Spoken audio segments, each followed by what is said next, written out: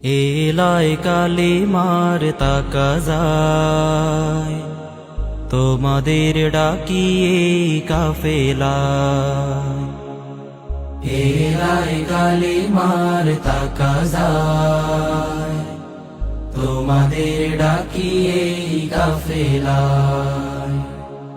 24-এর গণ অভ্যুত্থানের পরে বাংলাদেশের ইসলামী রাজনীতির প্রেক্ষাপটটা চেঞ্জ হয়েছে। এই অনুভূতিটা হয়তো আমাদের সবার মধ্যে নাই। যদি অনুভূতিটা সবার মধ্যে থাকতো তাহলে আমাদের 24-এর আগের সাংগঠনিক অ্যাক্টিভিটি আর এখনের অ্যাক্টিভিটি একরকম হতো না। এখন আমাদের সুযোগ যে এখন নতুন ভাবে গড়ে তুলতে হবে। সেই সুযোগে যদি আমরা ইসলামপন্থীরা পিছিয়ে থাকি, আমরা ইসলামপন্থীরা যদি কাজ না করি, তাহলে আবার আমরা সেই পিছনে পড়ে যাব। প্রকৃতি কোনো সময় শূন্যস্থান রাখে না। আপনি কাজ না করলে আরেকজন সেটা দখল করবে।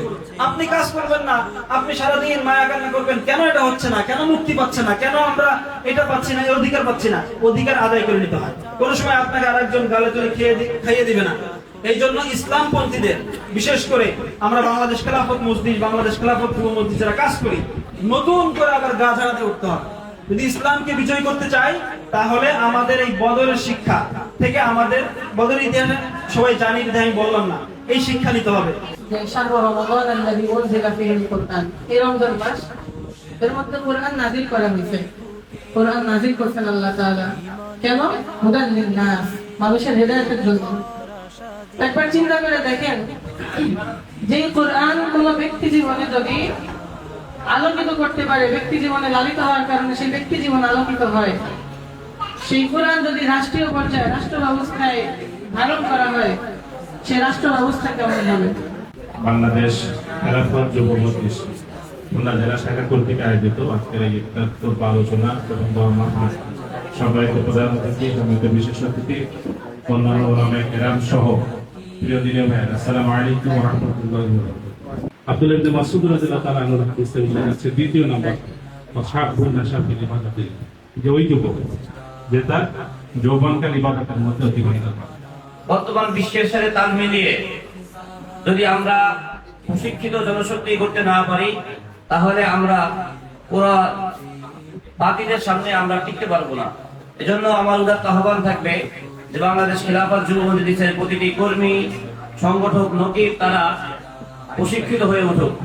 যার অবস্থান থেকে যে যতটুকু পারি সব ততটুকু করবো। মনে করেন আমরা কাজ করতে পারতেছি না, অর্থনৈতিক হেল্প করবো। কাজ করতে পারতেছি না, অনলাইনে অফলাইনে মানুষকে উদ্বুদ্ধ করবো।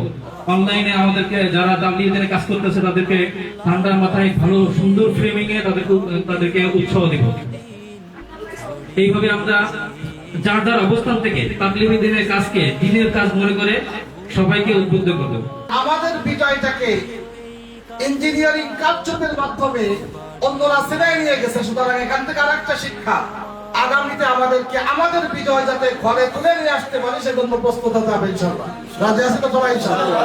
সর্বস্তরে ইসলামী আন্দোলনের কর্মী জনশক্তিকে এই উদাত্ত আহ্বান রাখবো যে আগামীতে যেন কেউ আমাদের বিজয় ছিনিয়ে দিতে না পারে, আমরা আমাদের বিজয়ের ফসল ঘরে তুলতে পারি। আল্লাহ রাব্বুল আলামিন আমাদের সকলকে তৌফিক দান করেন। সুর তুলে ইমানের দাওয়াতের গান মোরা গেয়ে যাই, তোমাদের ডাকিয়ে কাফেলায়। এলায় কালিমার তাকাজায় তোমাদের ডাকিয়ে কাফেলায়।